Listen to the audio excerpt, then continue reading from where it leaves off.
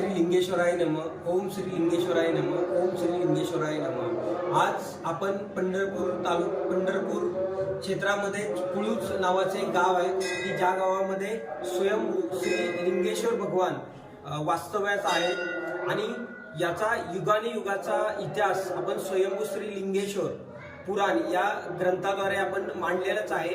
अगदी त्याचा जर आपण अवलोकन केलं अगदी थोडक्यामध्ये तर इथं म्हणजे स्वतः महादेव आहेत.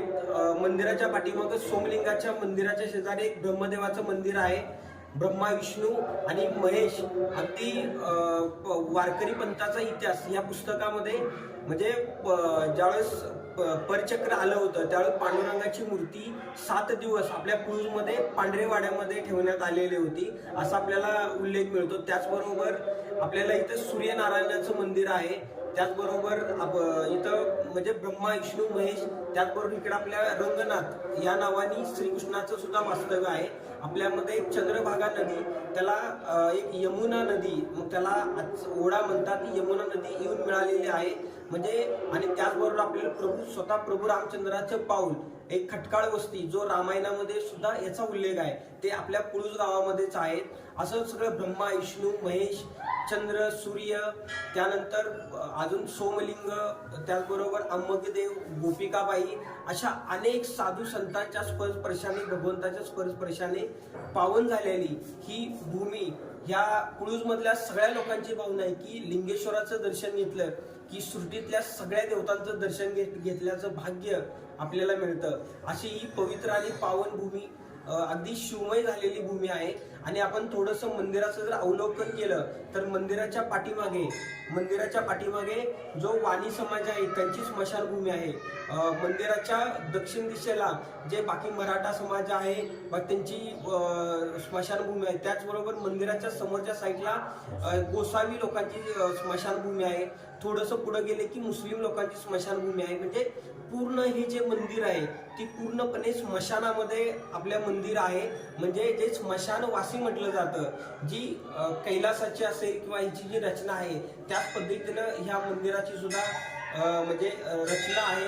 असं हे शिवपीठ असलेलं याला द्वारावसी दक्षिण काशी असा उल्लेख आपल्या त्र्यंबकेश्वराच्या मंदिरामध्ये शिलालेख आहे. त्या शिलालेखामध्ये 1122 साली ते लिहून ठेवलेलं होतं. 1122 साली राजा सिंगन दुसरा यांनी त्या काळामधले जे पुजारी होते सोमलिंग आणि अंबकदेव की जे दूरदर्शन, दूरश्रवण, सर्पकुंडलानी भूषित असं एक सिद्ध म्हणजे अगदी देवापेक्षा सुद्धा देवासारखी ताकद असणारे सिद्ध पुरुष यांनी या मंदिराची म्हणजे पहिले पुजारीत्व असल्याचं त्यांनी भाग्य म्हणजे स्वतःला हे करून घेतलं.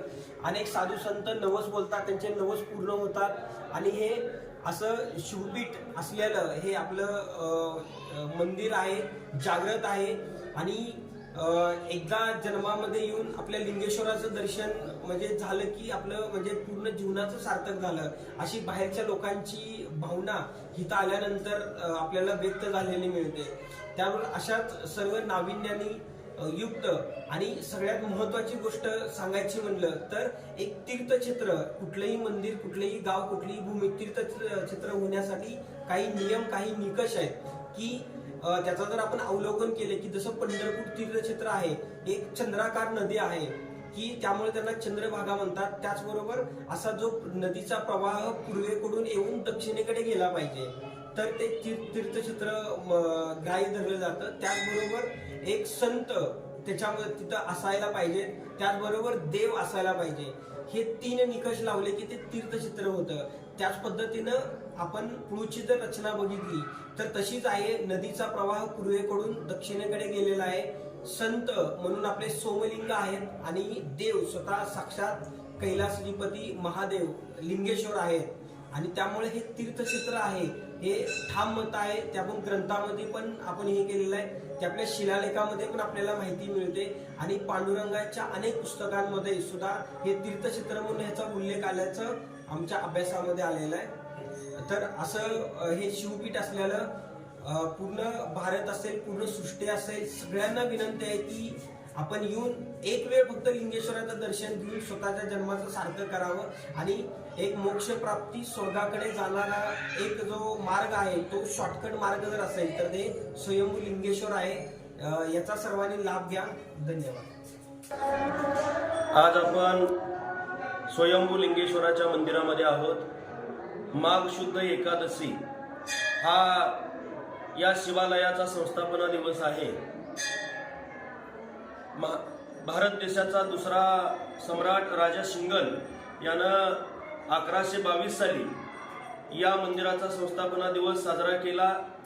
आज जवळजवळ 902 वर्षे याला पूर्ण झालेले आहेत आणि मागील 5 वर्षापासून या ठिकाणी आदरणीय परशुराम कोरे सर यांनी ही संकल्पना मांडली आणि लिंगेश्वर देवस्थान पंच कमिटी व लिंगेश्वर देवस्थान यात्रा कमिटी यांच्या वतीनं या ठिकाणी हा भव्य दिव्य असा महोत्सव साजरा करण्यात येतो.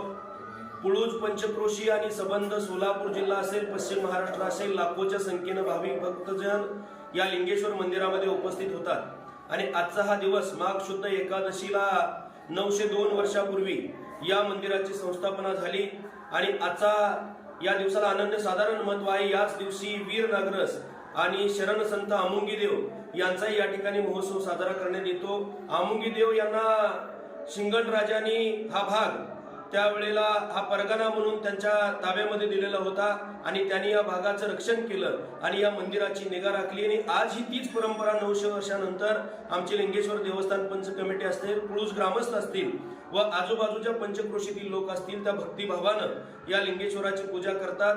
या लिंगेश्वराची दुसरी आख्यायिका म्हणजे ज्या वेळेला प्रभू रामचंद्राचा या पुळूज नगरीमध्ये मुक्काम झाला चंद्रभागेच्या तीरावरती आणि त्यांनी या स्वयंभू लिंगाची स्थापना या ठिकाणी केली आणि अशी या जागृत देवस्थानाची संस्थापना होऊन 900 वर्ष पूर्ण झालेली आहेत आणि सर्व पुळूज गावातील भाविक भक्त संत सज्जन युवक मित्र या ठिकाणी मोठ्या प्रमाणामध्ये सहभाग घेतात आणि हा उत्सव मोठ्या प्रमाणामध्ये होतो.